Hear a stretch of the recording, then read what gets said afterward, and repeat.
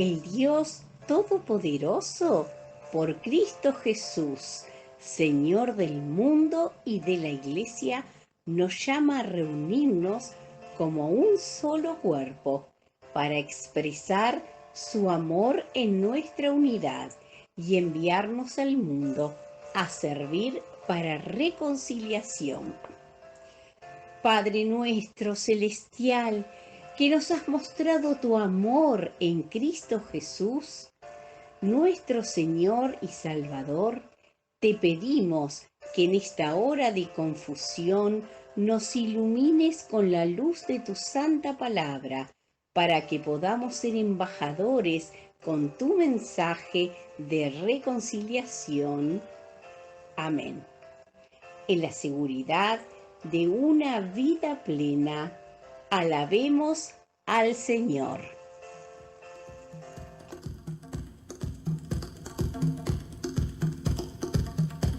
Alaben, amén, alaben al Señor. Alaben, amén, alaben al Señor.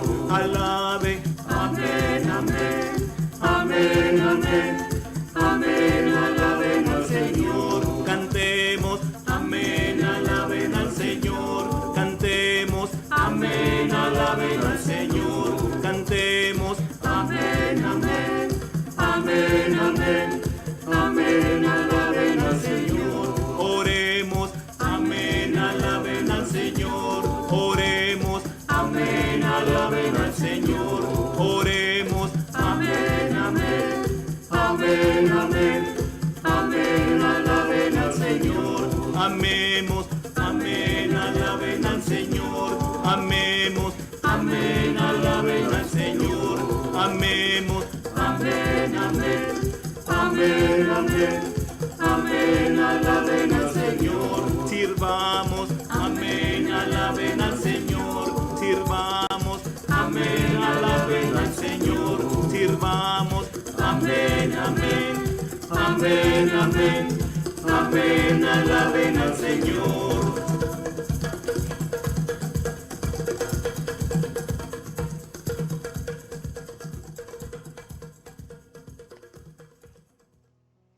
El Señor es mi luz y mi salvación. ¿De quién podré tener miedo? El Señor defiende mi vida. ¿A quién habré de temer? Señor, muéstrame tu camino. Guíame por el buen camino a causa de mis enemigos. No me entregues a su voluntad, pues se han levantado contra mí testigos falsos y violentos. Pero yo estoy convencido de que llegaré a ver la bondad del Señor a lo largo de esta vida. Ten confianza en el Señor, ten valor, no te desanimes. Sí, ten confianza en el Señor. Leo Génesis 15 del 1 al 12 y 17 y 18. Después de esto el Señor le habló a Abraham en una visión y le dijo: No tengas miedo, Abraham, porque yo soy tu protector, tu recompensa va a ser muy grande. Pero Abraham le contestó: Señor y Dios, ¿de qué me sirve que me des recompensa si tú bien sabes que no tengo hijos? ¿Cómo me has dado ningún hijo? El heredero de todo esto que tengo va a ser de Eliezer, de Damasco, uno de mis criados. El Señor le contestó: Tu heredero va a ser tu propio hijo y no un extraño. Entonces el Señor llevó a Abraham afuera y le dijo: Mira bien el cielo y cuenta las estrellas, y si es que puedes contarlas, pues bien, así será el número de tus descendientes. Abraham creyó al Señor y por eso el Señor lo aceptó como justo. Y le dijo: Yo soy el Señor, yo te saqué de Ur, de los caldeos, para darte esta tierra como herencia. Pero, Señor y Dios, ¿cómo podré estar seguro de que voy a heredar esta tierra? Contestó Abraham. Y Dios le dijo: Tráeme una ternera, una cabra y un carnero de 3 años cada uno, y también una tórtola y un pichón. Abraham trajo todos estos animales a Dios. Los partió por la mitad y puso una mitad frente a otra, pero no partió las aves. Y los buitres bajaban sobre los cuerpos de los animales muertos, pero Abraham los espantaba. Cuando empezaba a anochecer, Abraham se quedó profundamente dormido. De pronto lo rodeó una gran oscuridad y sintió mucho miedo.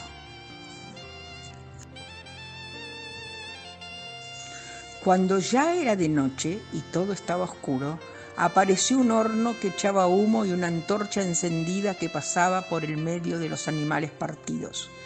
Aquel mismo día, el Señor hizo un pacto con Abraham y le dijo: «Esta tierra se la daré a tus descendientes, desde el río de Egipto hasta el río grande, el Éufrates». Palabra del Señor. Amén.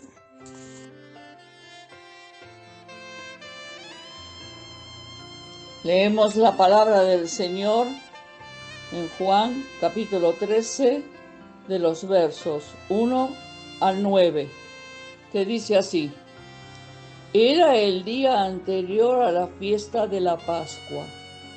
Jesús sabía que había llegado la hora de que Él dejara este mundo para ir a reunirse con el Padre. Él siempre había amado a los suyos que estaban en el mundo, y así los amó hasta el fin.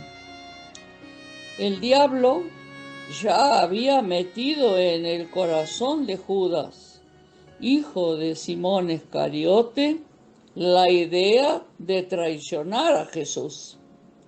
Jesús sabía que había venido de Dios, que iba a volver a Dios y que el Padre le había dado toda autoridad. Así que, mientras estaban cenando, se levantó de la mesa, se quitó la ropa exterior y se ató una toalla a la cintura.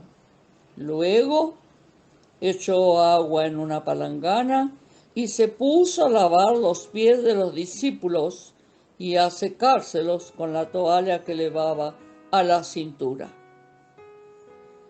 Cuando iba a lavarle los pies a Simón Pedro, éste le dijo: «Señor, ¿tú me vas a lavar los pies a mí?»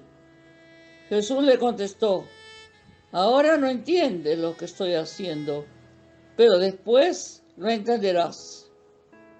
Pedro le dijo: «Jamás permitiré que me lave los pies». Y Jesús le respondió: «Si no te los lavo, no podrás ser de los míos». Simón Pedro le dijo: «Entonces, Señor, no me laves solamente los pies, sino también las manos y la cabeza». Palabra del Señor.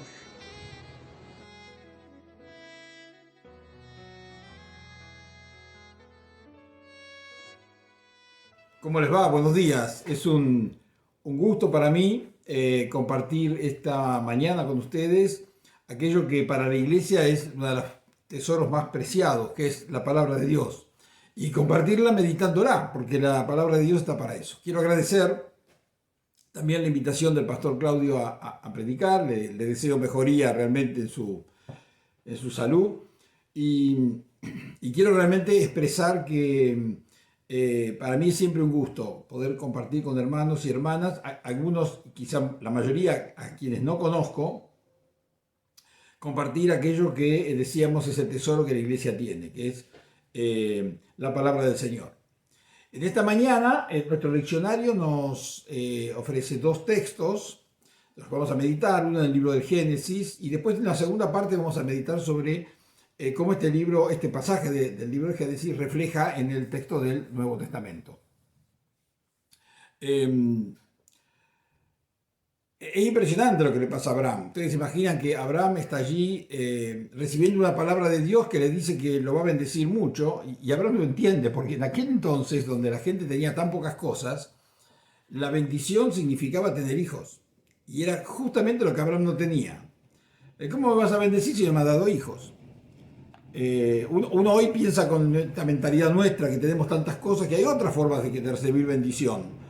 Pero en aquel entonces no era así. Y entonces Abraham está como perplejo, ¿no? ¿Cómo me va a bendecir si no me ha dado hijo? Y hasta un esclavo, un extranjero de Damasco es el que va a heredar mis cosas, porque no tengo quien dejarle mis propiedades.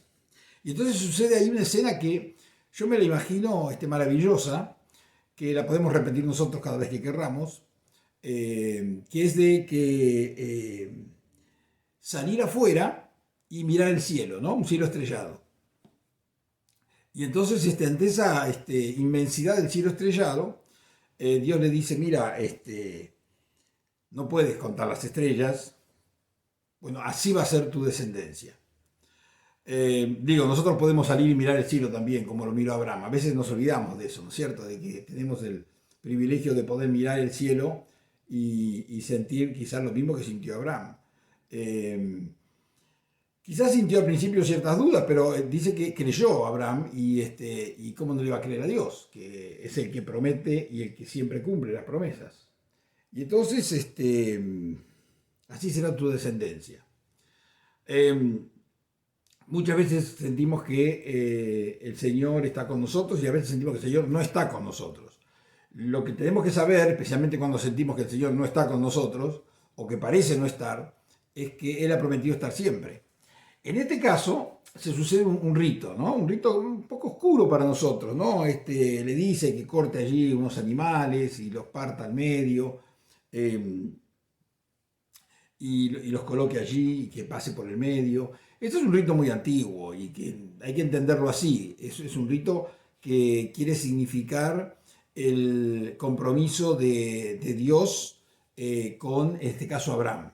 Así hacían las cosas en aquel entonces. No recomiendo que nadie se ponga a matar animalitos hoy para certificar que el Señor está con nosotros, pero esa era la forma que lo hacían. Y entonces dice que estando allí, entra en un sopor Abraham, como que se duerme, una cosa por el estilo, y más adelante saltamos unos versículos, nos leyeron saltando unos versículos, apareció un horno humeante, ¿no? Y entonces había un fuego allí muy, muy poderoso, y en ese contexto se dice que Dios hace un pacto con Abraham. El pacto consiste en que le va a dar la descendencia, el hijo que él le estaba de algún modo reclamando, ansiando. ¿Qué nos enseña este texto? Bueno, nos enseña que el Señor está con nosotros. En primer lugar, podría decir que el Señor conoce qué es lo que nos pasa, porque Abraham le expresa ese malestar, pero no porque Dios no lo sepa, sino porque Dios sabe lo que es, pero Él se lo expresa. Y eso entonces es importante. Nosotros podemos expresarle al Señor nuestros malestares, nuestras necesidades, y tenemos que tener la certeza como creyentes que el Señor escucha nuestras palabras y responde. En este contexto que acabamos de leer, responde de una forma muy así, al estilo muy antiguo, ¿no es cierto? Muy asombrosa, con un rito y con animalitos ahí puestos como en sacrificio y la antorcha de fuego. No esperamos eso nosotros, no lo necesitamos, pero sí necesitamos tener la fe profunda de saber que el Señor está con nosotros y sabe qué es lo que necesitamos y va a responder a nuestras necesidades. De una u otra manera, no siempre de la manera que nosotros imaginamos ni esperamos, pero el Señor está atento a nosotros como lo estuvo a nuestro antepasado Abraham. Otra cosa que nos enseña este texto es que la humanidad puede estar tranquila porque tiene un Dios y un Dios que se preocupa por ella. Nosotros hoy vivimos tiempos muy difíciles, estamos en estos últimos días, una nueva guerra en el mundo. Más que una guerra, una invasión, ¿no es cierto? Una invasión que genera una guerra. Cosas espantosas. Las hemos visto en otras guerras y desgraciadamente se repiten y hasta podemos imaginar que en el futuro habrá algunas otras más, porque no estamos exentos de esos desatinos que los seres humanos hacen. Pero más allá de todo eso, sabemos también que Dios ha hecho un pacto de sobrevivencia de la humanidad y cuando sentimos que muchas veces ese pacto puede ser falaz, porque decimos la humanidad puede autodestruirse y realmente puede hacerlo, y cada tanto se calienta un poco la situación internacional y nos da la sensación de que podría realmente hacerse realidad ese desastre final, una y otra vez el Señor nos recuerda que Él está para salvarnos y rescatarnos. Y eso que le pasó a Abraham, este hombre que estaba allí en una geografía muy lejana de nosotros y muy en un ambiente que nada tiene que ver con el nuestro y con una cultura y un idioma, etcétera, muy distinto, pero con las mismas necesidades. Señor, ¿qué vas a hacer de mí? Esa es la pregunta de Abraham. ¿Qué vas a hacer de mí? No tengo descendencia. Para él eso era el fin de su historia. Hoy nosotros pondríamos otras palabras, pero también muchas veces sentimos, Señor, ¿qué vas a hacer de nosotros? ¿Y qué vas a hacer de mí también? Y el Señor siempre nos va a responder. Bueno, una tercera cosa que surge de este texto es esa actitud de Abraham. Nosotros no somos muy dados a quedarnos, pensar en la actitud de los personajes de la Biblia, más bien y hacemos bien, solemos mirar la actitud de Dios hacia los personajes, pero también aquí hay que mirar, tenemos que aprender de Abraham mismo, ¿no? Abraham creyó a Dios. Y era muy difícil creer en esa época. A veces pensamos que solo en nuestra época es difícil creer en Dios. Mucha gente no cree en Dios. Pero en esa época no era una cuestión de ser ateo o no ser ateo, no era una cuestión de creencia en la existencia de Dios, pero sí era una cuestión de creencia en el plan de Dios para la vida de las personas. Abraham, yo creo que estaba al principio convencido de que Dios no tenía un plan para él. Es decir, dejarlo sin descendencia era dejarlo sin futuro, sin nadie que más adelante lo recordara cuando él partiera, sin nadie que administrara las cosas que él había logrado en su vida y que quería dejar a uno de sus descendientes. Y entonces era más fácil para Abraham decir, bueno, Dios, sí, obviamente que Dios está por ahí, existe, pero a Dios no le interesó. Dios no tiene un plan para mi vida. Y sin embargo, esta experiencia y esa, yo insisto, contemplar el cielo estrellado, hizo que Abraham se diera cuenta que Dios tenía un plan para su vida y que lo iba a cumplir. Nosotros también tenemos que pensar que Dios tiene un plan para nuestra vida y que Él va a cumplir su parte. Nosotros nos toca hacer la otra. Cuando miremos el cielo, alguna noche de estas, que esté sin nubes y podamos mirarlo, pensemos que Abraham miró un cielo así y dijo, el Señor va a cumplir su promesa en mi vida, y que podamos sentir que el Señor va a cumplir su promesa en nuestra vida también. Bueno, nos vemos en un ratito con el texto del Nuevo Testamento.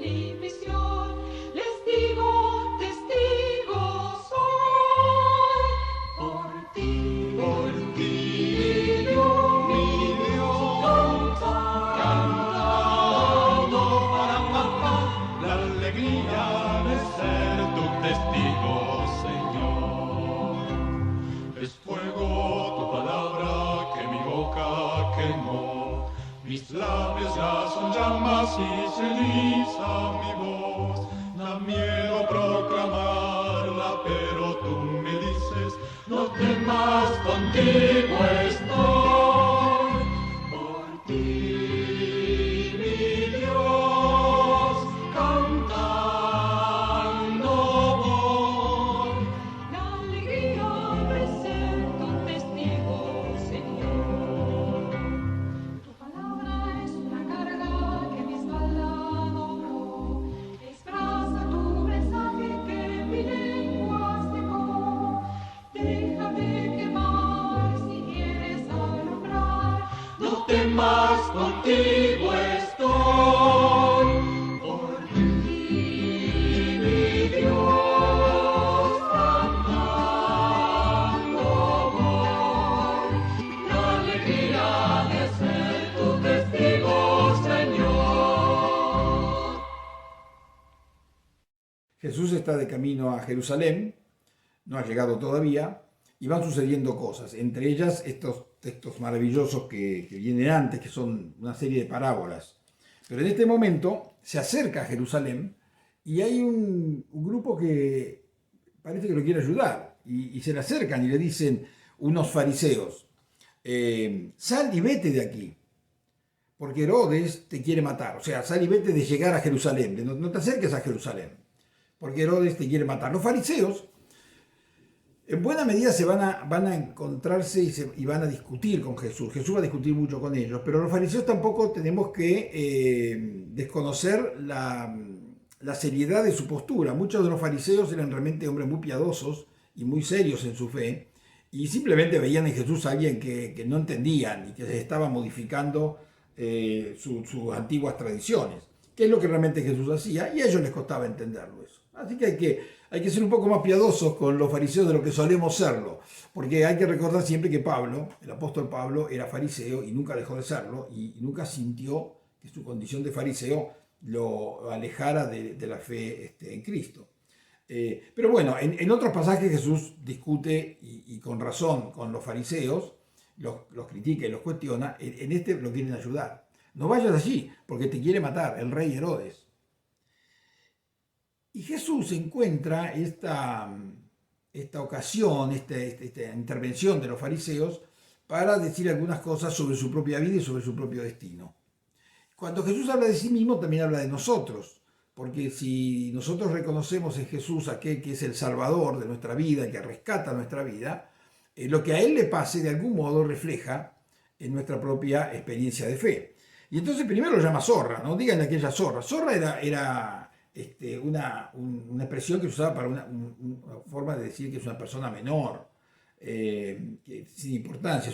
La zorra en aquel entonces era considerado un animalito pequeño, ¿no? Entonces pequeño, débil, que no tenía fuerza, no era una fiera.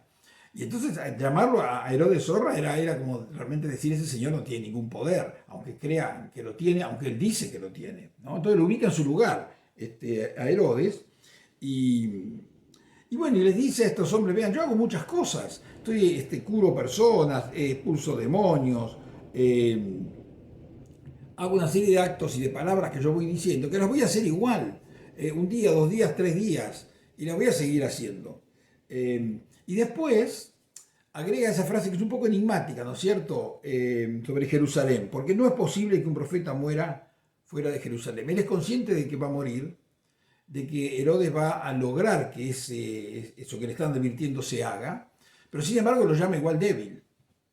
Es como decir, me va a matar, pero voy a morir, pero igualmente es débil, porque el poder pasa por otro lado en el plan de Jesús, ¿no es cierto? Y entonces ningún profeta debe morir fuera de Jerusalén. Es una alusión en realidad a la historia, donde tenemos varios testimonios de digamos, la ciudad Jerusalén, que es un poco el centro del poder en el antiguo Israel.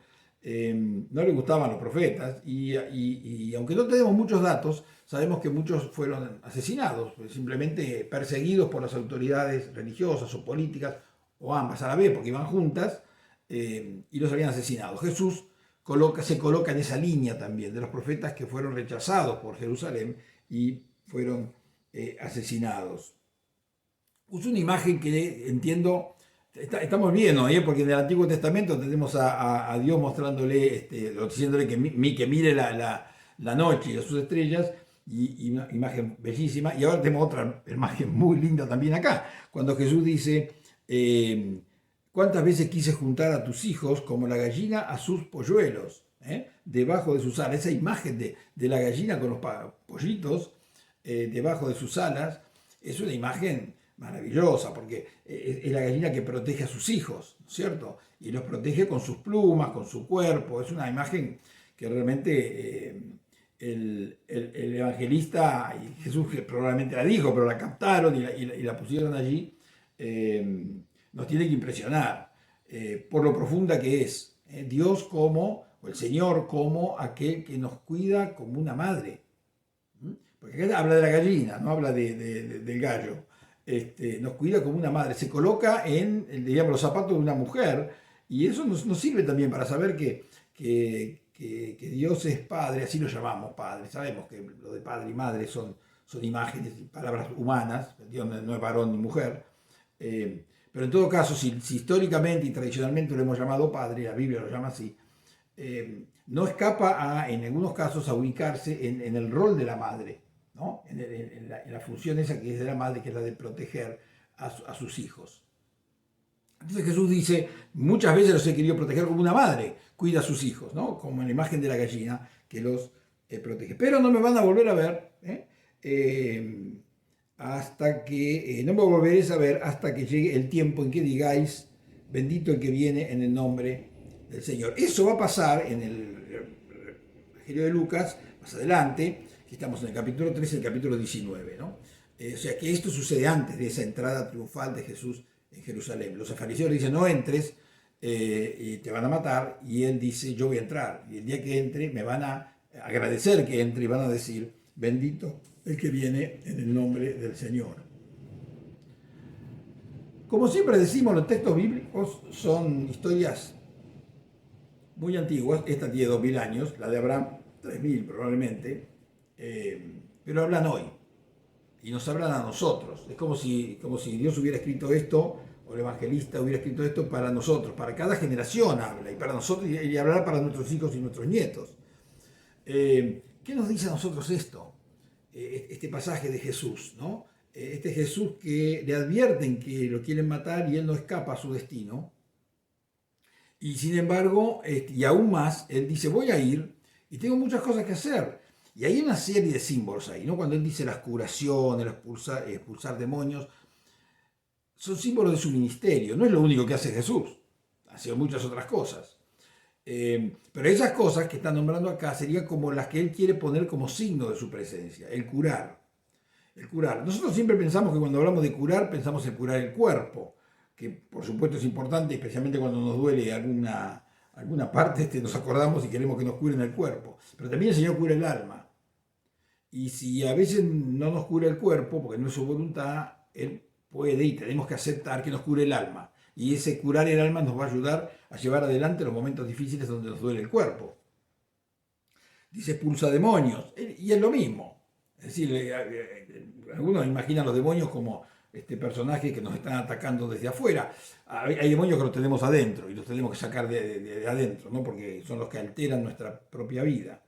Y no me refiero a figuritas, sino me refiero a la actitud de vida que a veces tenemos que nos deteriora, nos deterioramos a nosotros mismos. El Señor nos cura también de eso que ellos llamaban demonios, ¿no? Nos libera de cosas que nos hacen mal.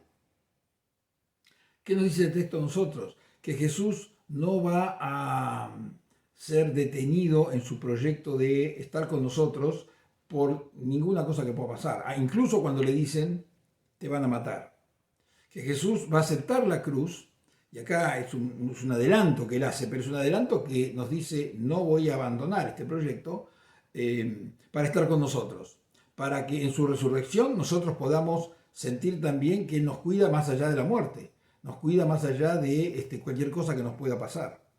Este pasaje nos hace pensar que Jesús no escatima esfuerzo para acercarse a nuestra vida, para bendecirnos. Ahí le dicen, bendito el que viene en el nombre del Señor. Bueno, es como si Él nos dijera, benditos ustedes, sentámonos bendecidos porque lo tenemos al Señor cerca. No solo bendito es Jesús, también somos nosotros bendecidos por su presencia y por su oferta de rescatar nuestra vida, de curarnos, de sacarnos los demonios que podamos tener, de que podamos vivir una vida plena como Él quiere que la vivamos. Eso para nosotros y para toda la sociedad. Vivimos una sociedad difícil, desigual. El Señor también está atento a todas nuestras necesidades. Yo quiero transmitirles en esta mañana que Jesús quiere estar al lado de cada uno de nosotros, como quiere estar al lado de nuestro pueblo, de nuestra gente, de nuestra iglesia. Que Jesús no va no va a abandonar el proyecto de estar cerca nuestro. Y así como aquí los fariseos le dijeron, no vayas porque te van a matar, nosotros no tenemos que decirle nada por el estilo. Tenemos que decirle, Señor, ven, quédate con nosotros, ayúdanos a llevar adelante esta vida y bendícenos una vez más, porque la bendición que Jesús da es esa bendición que perdura para siempre. Amén. Que el Señor nos bendiga a todos, a ustedes, a mí, a todos nuestros seres queridos, a la gente que rodea la comunidad de Mar del Plata y a los que rodean aún más allá de esa comunidad, personas que tanto queremos y que deseamos que el Espíritu del Señor también esté con ellos. Amén. Dice el Salmo 51, las ofrendas a Dios son un espíritu dolido. Tú no desprecias, oh Dios, un corazón hecho pedazos. Cuando hablamos de ofrendas, nuestro pensamiento posiblemente se dirija al dinero, al tiempo, a las capacidades que poseemos y ponemos al servicio de los demás. Y está bien, esta es una expresión de la ofrenda. Pero el salmista nos habla de una actitud. Ofrendar a Dios es ante todo una actitud que tiene que ver con el reconocimiento de su grandeza y de su amor para con nosotros y de nuestra propia actitud de gratitud y reconocimiento. Por eso, en este momento en el que te vamos a invitar a ofrendar, lo que te pedimos es que tengas en cuenta tu actitud. Y a partir de tu actitud a Dios, entonces sí, aquello que apartaste en dinero para ofrendar, lo pongas ahora o lo envíes a la iglesia con los datos que aparecen al final del culto. Y también tu tiempo y tu servicio. Que Dios bendiga la actitud con las que todas las personas ofrendamos a Dios.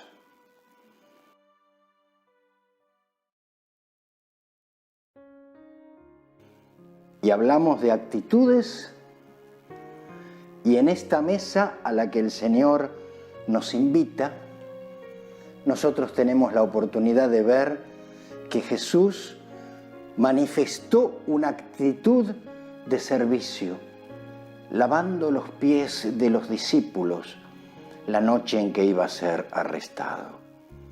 Y del mismo modo, al compartir la mesa con ellos y anunciarles su muerte y su resurrección, Jesús ponía de manifiesto su actitud de amor por la humanidad. Es por eso que recordamos ahora que la noche en la que el Señor Jesucristo iba a ser entregado, después de haber cenado, tomó en sus manos el pan, lo partió y les dijo: este es mi cuerpo que por ustedes es partido. Cómanlo en memoria de mí. Alzó en sus manos la copa y les dijo: esta es mi sangre, que por ustedes es derramada. Bébanla en memoria de mí. Oremos.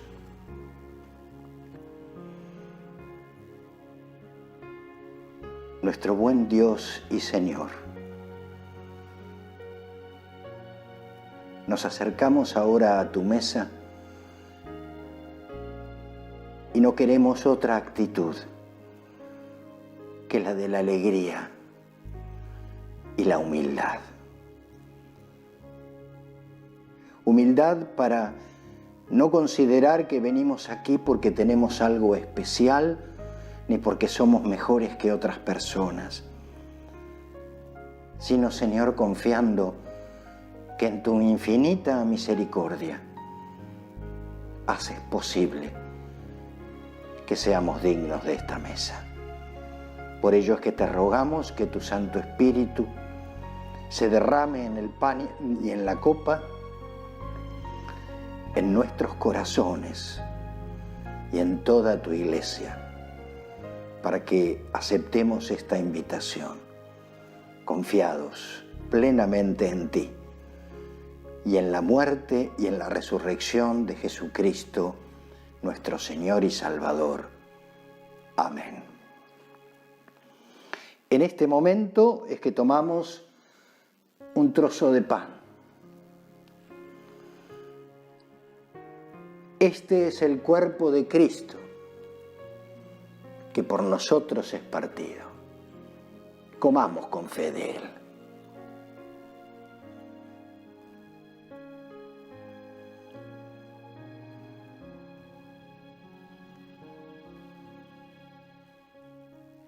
Esta es la sangre de nuestro Señor Jesucristo. Bebamos confiados de ella.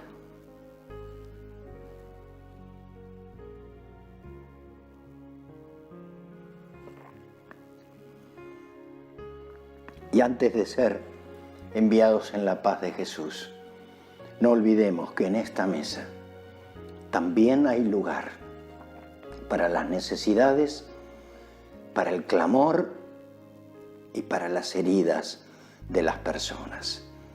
Así que presentemos a Dios nuestras oraciones. Testigos de un tiempo de dolor, hoy nos acercamos con fe, pidiéndote escúchanos, Señor. Confiamos en tu amor, no tardes en responder. Danos tu paz, amén. Testigos de un tiempo de dolor, hoy nos acercamos con fe, pidiéndote escúchanos, Señor. Confiamos en tu amor, no tardes en responder. Danos tu paz, amén.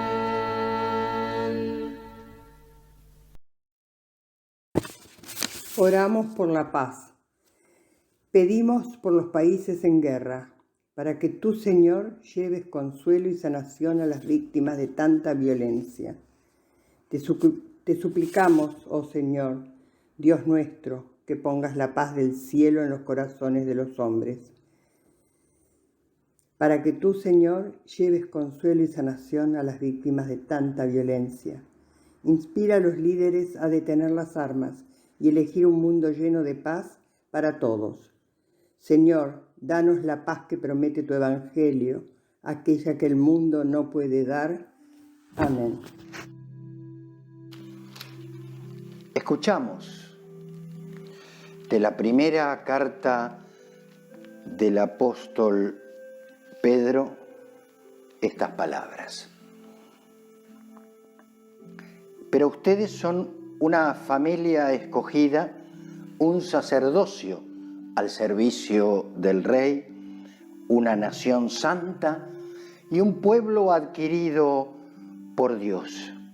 Y esto es así para que anuncien las obras maravillosas de Dios, el cual los llamó a salir de la oscuridad para entrar en su luz maravillosa. Al despedirnos de este culto, sabemos que Dios nos envía a ser su pueblo escogido, a ser su cuerpo, a ser la iglesia en el mundo. Tengamos un corazón servicial y dispuesto para anunciar el amor a Dios y al prójimo, con nuestro pensamiento, con nuestras palabras y con nuestras acciones. Y recibamos la bendición de Dios. Que la gracia de nuestro Señor Jesucristo, que el poder de Dios el Padre y la comunión del Espíritu Santo nos bendiga y nos proteja, ahora y siempre. Amén.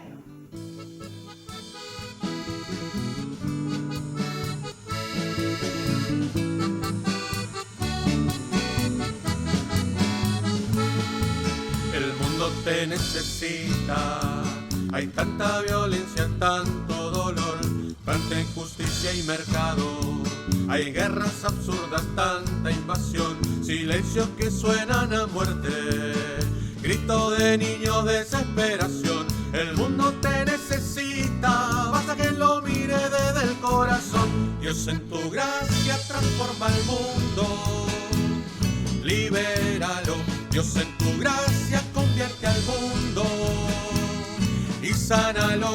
Dios en tu gracia transforma el mundo, libéralo.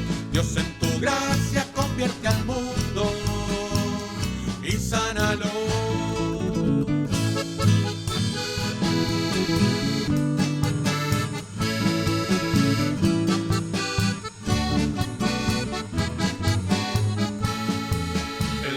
Dios gira y gira, aún sin saber hacia dónde va.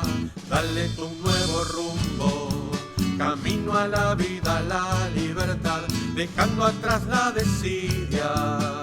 Nuevos senderos pueden nacer, el mundo te necesita y tu inmensa gracia lo hará crecer. Dios en tu gracia transforma el mundo, renuévalo. Dios en tu gracia convierte al mundo, recréalo. Dios en tu gracia transforma el mundo, renuévalo. Dios en tu gracia convierte al mundo, recréalo.